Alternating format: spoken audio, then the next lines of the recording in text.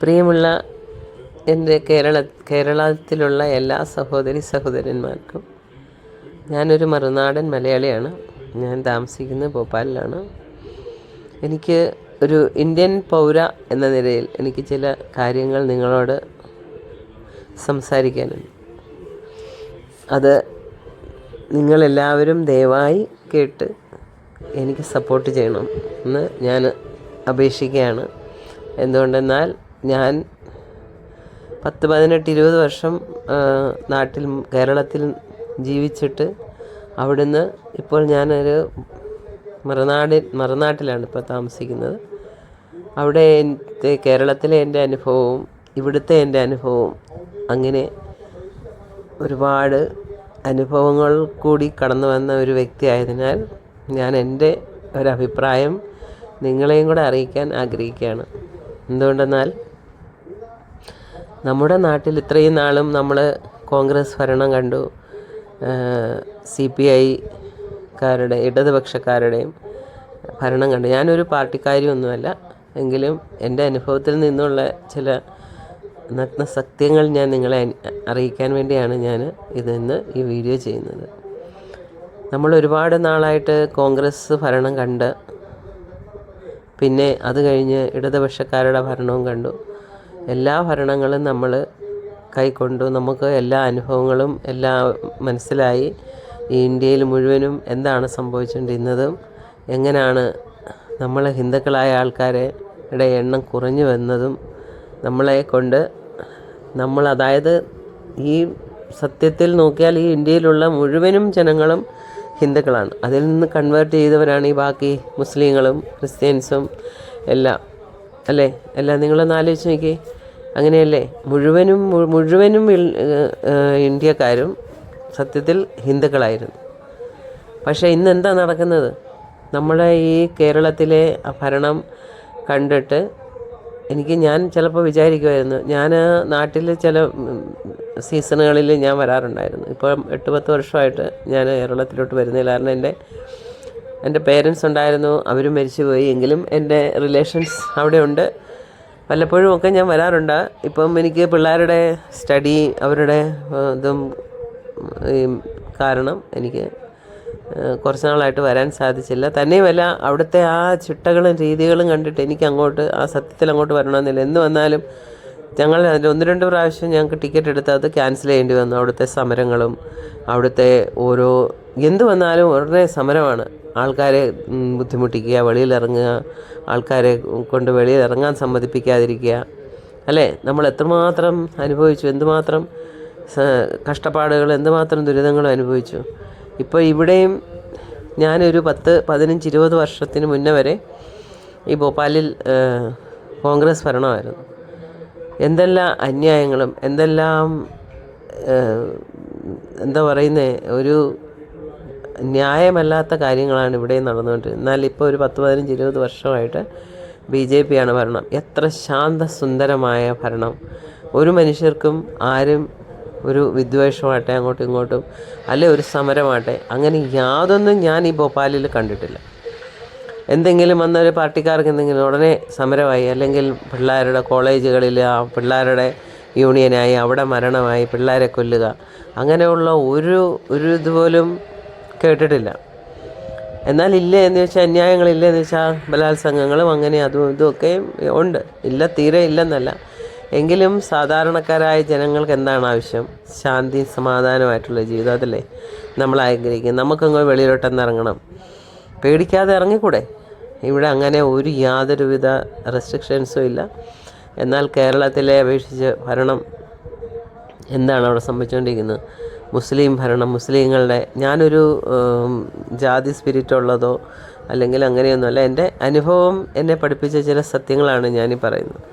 അവിടെ ഇപ്പോൾ എന്താ സംഭവിക്കുന്നത്? നമ്മുടെ നാട്ടിൽ അയ്യപ്പ സ്വാമിക്ക് അതായത് ഞാനൊക്കെ ജനിച്ച അന്ന് മുതൽ കേൾക്കുന്നതാണ്, പെൺപിള്ളേർ 10 വയസ്സിന് താഴെയുള്ള പെൺപിള്ളേർക്ക് മാത്രമേ അവിടെ പ്രവേശനമുള്ളൂ. 50 വയസ്സ് കഴിഞ്ഞെങ്കിൽ പിന്നെ ആ സ്ത്രീക്ക്, ഒരു സ്ത്രീ ആയതിനു ശേഷം ഒരു 50 വയസ്സിന് ശേഷം മാത്രമേ അമ്പലത്തിൽ അയ്യപ്പനെ പ്രവേശിക്കാൻ, അവിടെ പോയി നേരെ നിന്ന് തൊഴാനുള്ള അവകാശമുള്ളൂ. പോരെ? അത് മതിയല്ലോ. എന്തിനാ നമ്മൾ ജബർദസ്തി ആവശ്യമില്ലാത്ത ഇവർ ക്രിസ്ത്യൻസും മുസ്ലിങ്ങളും അവർ ഈ പീരീഡ്സ് ആയിരിക്കുമ്പോഴും അവർക്ക് പള്ളി ഇപ്പോൾ അവർ പൊയ്ക്കോട്ടെ, നമ്മളാരും അവരെ ഒന്നും മന ചെയ്യുന്നില്ല, ഉണ്ടോ?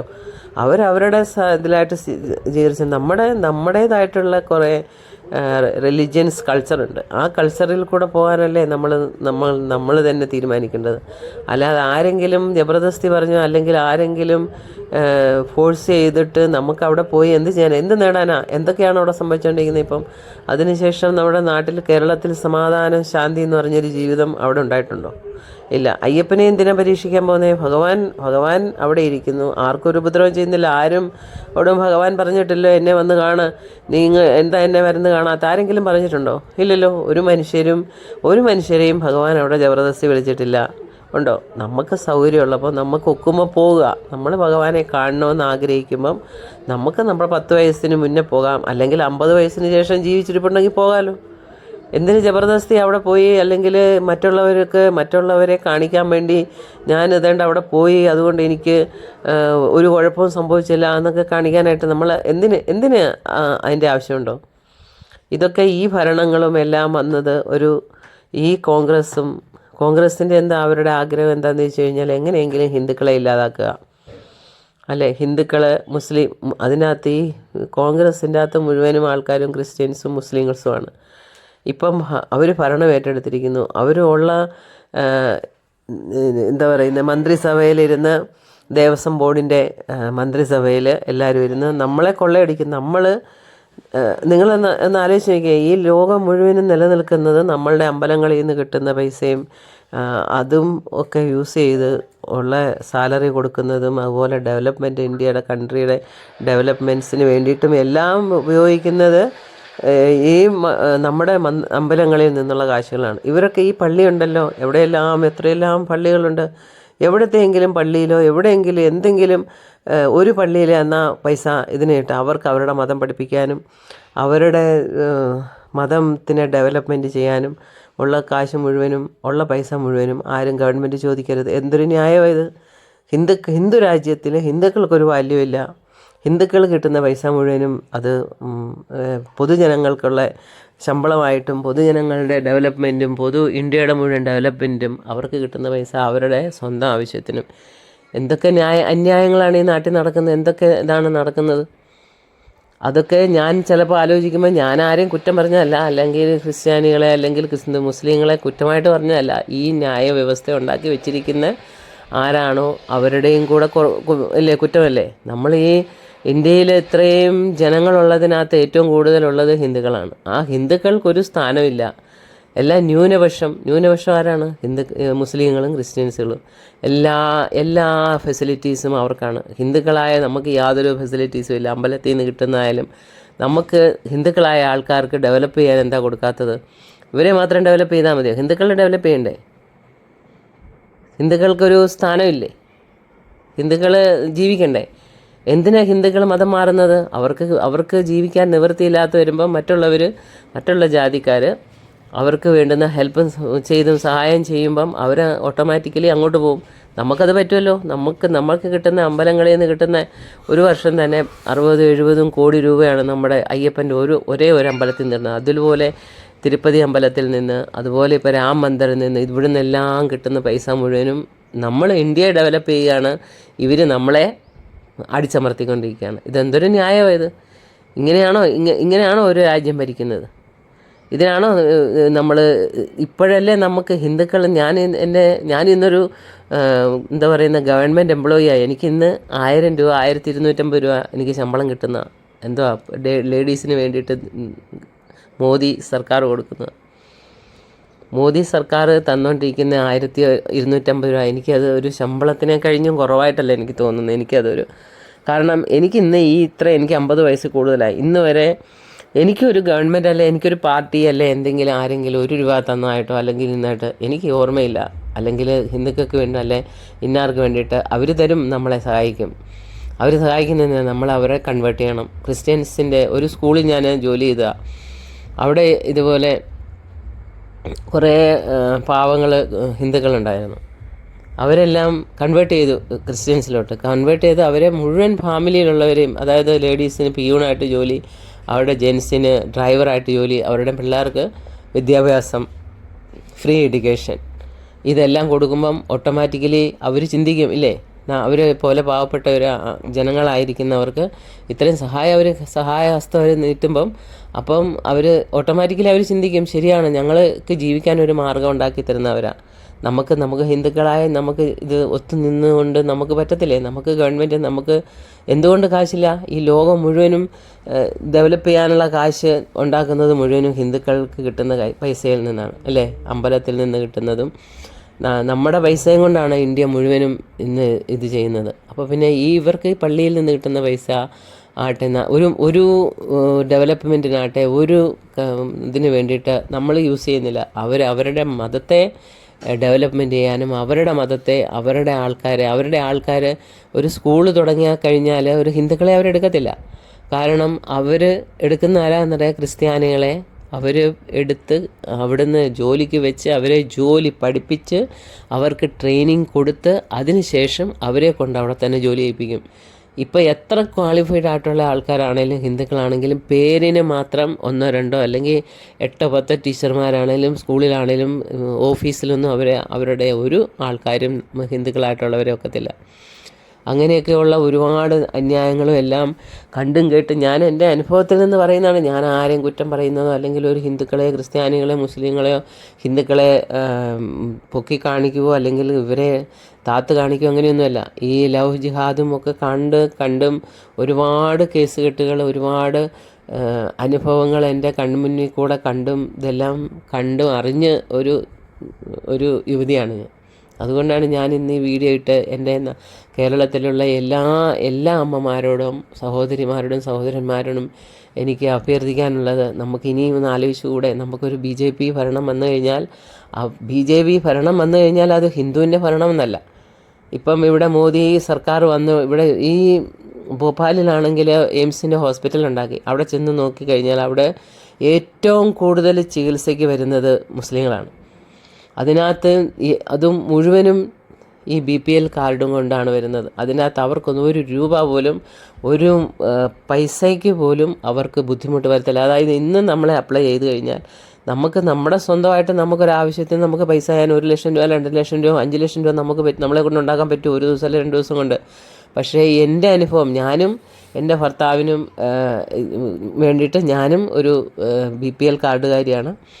ഞങ്ങളത് അനുഭവിച്ചവരാണ്. ഒരു ദിവസം അല്ലെ രണ്ടാമത്തെ ദിവസം കൊണ്ട് ഞങ്ങൾക്ക് എൻ്റെ ഭർത്താവിൻ്റെ ഹാർട്ട് അറ്റാക്ക് വന്നപ്പം പിറ്റേ ദിവസം, അതായത് ഞങ്ങൾ ചെന്ന് അഡ്മിറ്റായി പിറ്റേ ദിവസം തന്നെ ഞങ്ങൾക്ക് അവിടുന്ന് മോദി സർക്കാരിൻ്റെ ഈ എന്താ പറയുന്നത് BPL കാർഡിൻ്റെ അകത്തുനിന്ന് അവിടെ ഓൾറെഡി ചികിത്സ, പിന്നെ അല്ലാതെ ആയുഷ്മാൻ കാർഡിൻ്റെ അകത്തുനിന്ന് പിറ്റേ ദിവസം തന്നെ ഞങ്ങൾക്ക് അത് സാങ്ഷനായി.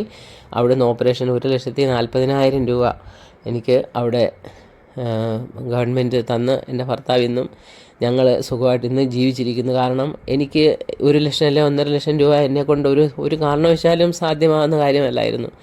ഞാൻ നിരൂപിച്ചാൽ ശരി, എൻ്റെ ആങ്ങളമാരൊക്കെ സഹായിക്കുന്നവരാ, അവരൊക്കെ സഹായിക്കും. പക്ഷേ അവർക്കൊക്കെ ഒരു ലിമിറ്റേഷനുണ്ട് അല്ലേ. ഒരു 1.5 ലക്ഷം രൂപ ഒരാളോട് മേടിക്കാമെന്ന് പറയുമ്പോൾ അവർക്ക് അതിനുള്ള മനസ്സും ഉണ്ടായാൽ തന്നെ നമ്മൾ അത്രയും ചെയ്യുന്നു. പക്ഷേ എനിക്ക് മോദി സർക്കാരാണ് എൻ്റെ ഈ വിഷമഘട്ടത്തിൽ എന്നെ സഹായിച്ചതും. അതുപോലെ ഓരോ ഹിന്ദുക്കൾക്കായിട്ടും ഓരോ മുസ്ലിങ്ങൾക്കാണെങ്കിൽ തന്നെ എന്തെല്ലാം അവരുടെ എന്താ പറയുന്നത്, ഈ ബഹുഭാര്യത്വം, അത് തലാക്ക് 1 പറഞ്ഞ് 2 പറഞ്ഞ് 3ാമത് തലാക്ക് പറഞ്ഞു കഴിഞ്ഞാൽ എത്ര ലേഡീസിൻ്റെ ജീവിതമായിരുന്നു അന്ന് താറുമാറായി പോകുന്നത്. 1 തലാക്ക് പറഞ്ഞു കഴിഞ്ഞാൽ പിന്നെ ആ പെണ്ണ് വീട്ടിൽ പോയി നിന്ന് വേറെ അടുത്ത കല്യാണം കഴിച്ചു കഴിഞ്ഞവർ ഇല്ലേ. ഇങ്ങനെയൊക്കെയുള്ള ഒരുപാട് നല്ല കാര്യങ്ങൾ. അതുപോലെ എയിംസ് ഹോസ്പിറ്റലിൽ ചെന്ന് കഴിഞ്ഞാൽ ആ ഒരു ഹോസ്പിറ്റൽ കണ്ടല്ല, അതിനകത്ത് നിന്ന് ഒരാഴ്ച കടന്ന് എനിക്കിപ്പോൾ 2ാമത് ഞാൻ എൻ്റെ കൈ വീണ് കയ്യുമൊക്കെ ഒടിഞ്ഞ് ഞാനവിടെ അനുഭവിച്ചാണ്. AC റൂമാണ് കംപ്ലീറ്റ്, മുഴുവനും AC റൂമിനകത്ത് ഒരു 4-5 പ്രാവശ്യമെങ്കിലും അത് സാഫ് സഫായി ഉണ്ട്. ഒരു ദിവസം നമ്മളൊരു വീട്ടിൽ ഒരു ദിവസം എത്ര പ്രാവശ്യം സാഫ് സഫായി വരും. ഒരു ദിവസം ഒരു പ്രാവശ്യമല്ലേ നമ്മൾ വീടിനെ തൂത്തുടച്ച് വൃത്തിയാക്കല്. ഇവിടെ ഒരു 4-5 പ്രാവശ്യം തൂത്തുടച്ച് വൃത്തിയാക്കി ഡോക്ടർമാരാണെങ്കിലും നഴ്സുമാരാണെങ്കിലും നീറ്റ് ആൻഡ് ക്ലീൻ ആ റൂമിനകത്തല്ലേ അതിനകത്ത് ചെന്ന് കഴിഞ്ഞാൽ ഒരു കാരണവശാലും നമുക്കത് ഹോസ്പിറ്റലിൻ്റെ ഒരു ഫീലിങ്സ് അതിനകത്ത് ഉണ്ടാകത്തില്ല. രോഗികളെ ആണെങ്കിലും അത്രയും കെയർ ആയിട്ടാണ് നോക്കുന്നത്. ഈ ഡെവലപ്മെൻ്റ് എല്ലാം കൊണ്ടുവന്ന് ഇത്രയെല്ലാം നമ്മളെ ഇവിടെ കൊണ്ടുവന്ന് ഈ ലോകത്തിന് ഇന്ത്യയിൽ നമ്മൾ ഏറ്റവും മികച്ച ആൾക്കാരാണെന്ന് കാണിക്കാനും എല്ലാം നമുക്ക് ശാന്തിയും സമാധാനമായിട്ടുള്ള ജീവിതം ഉണ്ടാക്കി തരാനും മോദി സർക്കാരിന് ഒരുപാട് സർക്കാർ നമ്മളെ സഹായിച്ചു. ഞാൻ എൻ്റെ ഒരു റിക്വസ്റ്റ് ഇതാണ്, നിങ്ങളെല്ലാവരോടും ദയവായി നിങ്ങൾ ഈ വരുന്ന ഇലക്ഷന് നമ്മളെല്ലാവരും ഒത്തുചേർന്നതോടുകൂടി BJP സർക്കാരിനെ കൊണ്ടുവരണം. അതൊരു മതേതര ആയിട്ടുള്ള അല്ലാതെ ഹിന്ദുക്കളെ എന്നുള്ള ഒരു മതമായിട്ടല്ല, നമുക്ക് ശാന്തി സമാധാനമായിട്ട് ജീവിക്കാൻ വേണ്ടിയാണ്. അല്ലെങ്കിൽ നിങ്ങൾക്കൊരു നേരത്തെ ക്വിറ്റ് കിട്ടി, അല്ലെ 1000 രൂപ പെൻഷൻ കിട്ടി. ഈ പെൻഷനൊന്നും ആരുടെയും പോക്കറ്റിൽ നിന്ന് എടുത്ത് തരുന്നതല്ല, ഇത് സെൻട്രൽ ഗവൺമെൻറ്റിൽ നിന്ന് തരുന്ന പൈസയാണ്. ആ പൈസയാണ് നമുക്ക് അവർ വീതിച്ച് തരുന്നത്, അല്ലാതെ ഒരു ഗവൺമെൻറ്റിൻ്റെ അല്ലെങ്കിൽ ഒരു പാർട്ടിക്കാരും അവരുടെ പോക്കറ്റിൽ നിന്ന് തരുന്ന പൈസയല്ല. ഇതെല്ലാം ഡെവലപ്പിന് വേണ്ടിയിട്ടും ഓരോരുത്തരുടെ സഹായത്തിന് വേണ്ടിയിട്ടും സെൻട്രൽ ഗവൺമെൻറ്റിൽ നിന്ന് തന്നെ കിട്ടുന്ന പൈസയാണ്. അത് ഓരോരുത്തരും നിങ്ങൾ മനസ്സിലാക്കണം. ദൈവത്തെ ഓർത്ത് നമുക്ക് സമാധാനമായിട്ടും ശാന്തിയായിട്ടും ജീവിക്കാൻ വേണ്ടി എത്ര കൊലപാതകങ്ങളാണ് നാട്ടിൽ നിന്ന് വന്ന ആൾക്കാർ ചെയ്തുകൊണ്ടിരിക്കുന്നത് അല്ലേ. വീട്ടിൽ ഒറ്റയ്ക്ക് താമസിക്കാൻ നാട്ടിലുള്ളവർക്ക് പേടിയാണ്. ഈവൻ സത്യം പറഞ്ഞാൽ അവിടെ ഒരു സ്വർണ്ണം ഇട്ടുകൊണ്ട് നടക്കാൻ പോലും, അല്ലെങ്കിൽ വീട്ടിലൊരു പൈസ വെച്ചേക്കാൻ പോലും നമുക്ക് ഇന്നത്തെ അവസ്ഥയിൽ പേടിയല്ലേ. ഒരാൾക്ക് തന്നെ താമസിക്കാൻ പേടി. എത്രയോ വീടുകളിലാണ് കൊള്ളയടിച്ചും കൊലപാതകം ചെയ്തും ആൾക്കാരെ ഇല്ലാതാക്കിയും കൊണ്ടുപോകുന്നത് പൈസയുമായിട്ട്, ആരാന്ന് പോലും അറിയത്തില്ലാതെ. എത്ര കേസുകൾ. അതുപോലെ പാവം പിടിച്ച പെൺപിള്ളേരെ ബലാത്സംഗം ചെയ്യുക, എന്തെല്ലാം ക്രൂരകൃത്യങ്ങളാണ് നാട്ടിൽ നടക്കുന്നത്. കോളേജുകളിലെ പിള്ളേരെ രാഷ്ട്രീയ പാർട്ടി അവരുടേതായിട്ടുള്ള കൊലപാതകം, കൊലയും അല്ലേ.